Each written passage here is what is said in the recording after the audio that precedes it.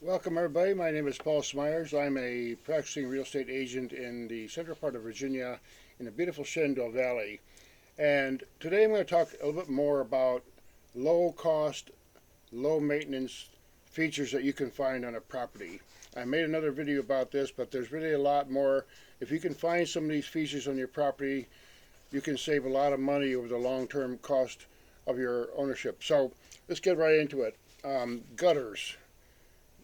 Everybody talks about gutters. A lot of the problems that happen on properties are simple because they have to do with the gutter. Sometimes if a gutter is not cleaned out, or if they don't even have gutters, then you'll find water just running down the basement wall perhaps and getting into that area right against the foundation and things like that. So a gutter system can save a ton of money if you have a good one, and they require some maintenance.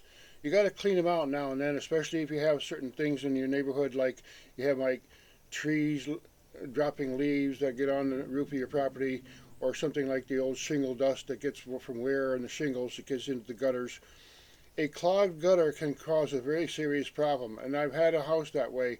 I sold a house one time a few years ago, and it was actually a very beautiful solid brick ranch house, but it had one problem, and they had just had heavy rain, and there was some water in the basement. It's a big open basement. It wasn't carpeted, so it was pumped out and everything, but it's a nuisance, a very big nuisance. So the problem was actually very simple because what they had done, the gutters had never been cleaned, and the gutters ran down, and they're supposed to go away from the house and flow out away from the house and get away from the basement wall. But instead, there was water just clogging, going down right down against the basement wall, and sure enough, it sprung a leak finally, and then water started to seep in.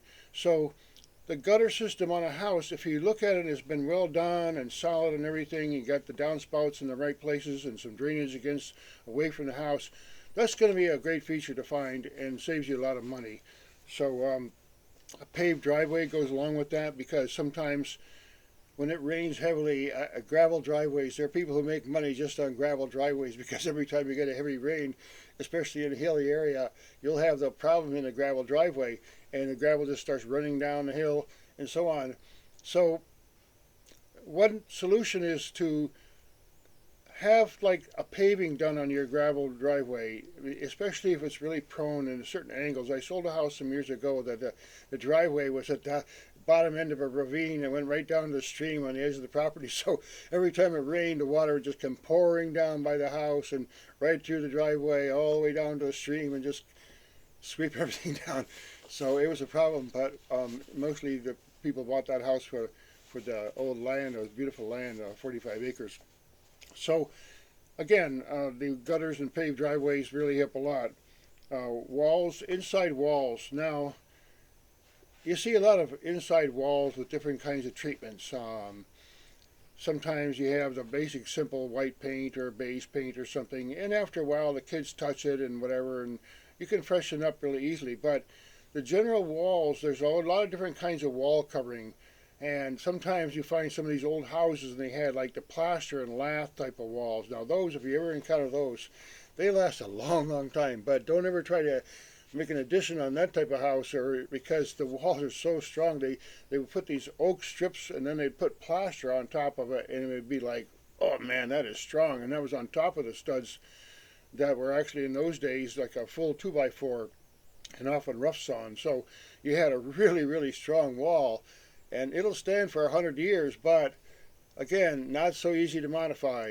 But if you find a properly done sheetrock wall with the right kind of framing and so on and done right, it can last a long time. But sheetrock is very thin, and there are people, kids especially, and you just bump it with your elbow and you can put a hole in the wall really quickly. So it's something to consider, that a drywall type of surface can be difficult to maintain in some circumstances, especially if you have a house full of kids and so on. And so on, especially if you like to hang things on the wall, because there are people that just pound them into wherever on the sheetrock wall and it'll make a big hole. So just look at the walls and see if they're kind of low maintenance. And once you get the right kind of paint on a wall, that's another thing. If it has a really good solid paint or really well done wallpaper, done on it, then it can just save you a lot of money and have a beautiful appearance for your while you live there. The foyer area. A lot of people don't consider this in the country area. When you come in and out of a house, especially if you have some property, you might be carrying mud, you might have pets, you want a place to hang your coats or your boots and so on. When you go in and out of a house, if you don't have some kind of a foyer or entryway, you're going to end up tracking in a lot of stuff. Because I've seen houses, they may be a beautiful house. You get 3 steps in, you got a tiny little place to get in, you open the door, and that's it. Now, where are you going to put your umbrella, your boots, and everything? And you're just going to open that front door, beautiful, might be some beautiful carpeting in there, and you're walking in there, and you see what I mean? So basically, it really helps to have some kind of insulation in a rural area between your outside and your basic home. Maybe off the kitchen somewhere, something like that, maybe a back porch that has a sheltered area. You can take a deck, a decent sized deck on the back of your property, and you can add like a sheltered area near the door. I've done that on the home I was in, where it just adds that extra little protection. So when you come in from the outside, maybe your boots or everything, you're raining, and put your umbrella down, and then it gives you some, it saves all the cost of bringing all that stuff into the house and all that, if you understand what I'm saying. So a garage, any kind of off-street parking. A lot of people have stuff these days, and there are people who have expensive condominiums, say in the DC area, and they got a lot of stuff because they got money, but all their stuff is stored in this locker over here, this place you got to go to with a little card and security and everything, and you try to put all your stuff in there. And I've seen it. People have like a very expensive, huge 10 by 10 or 10 by 20 storage places with all the stuff in it, plus they're paying the rent on their condo or whatever. So the opportunity to have some storage in your property can save you a lot of money, and plus the stuff is right near you, and you can put all the stuff. I mean, I've seen big, huge homes. They have a 3-car garage, and the cars are outside now because the garage is full of stuff. So there's just a big advantage of having some storage. And the off-street parking, in rural areas, off-street parking is almost a no-brainer. I mean, pretty much everybody on a lot of these rural properties have some off-street parking, and that's an advantage because then you can get off the road. And you know, when it's also good to have a sheltered area, like if you don't have a garage, if you have a carport, you come in, you park there, you can get out of the rain, get your groceries out of the car. Things like that can add to the utility and overall cost savings of your property. If you just have certain kinds of shelters and certain kinds of, maybe a shed for your stuff to protect things, and just have a better organization in your household. An updated septic system.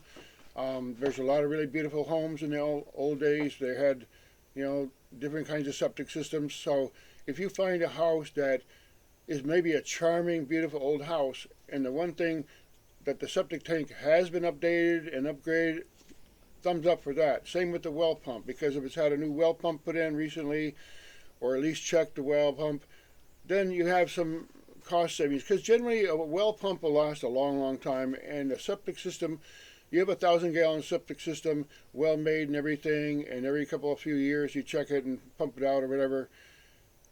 It's going to last you a long time. And so make sure the septic system has at least been inspected and it hasn't collapsed inside, if you know what I mean. Like the old chambers in some of these older septic systems, over the years, the sides of the septic tank can get corroded and have some problems.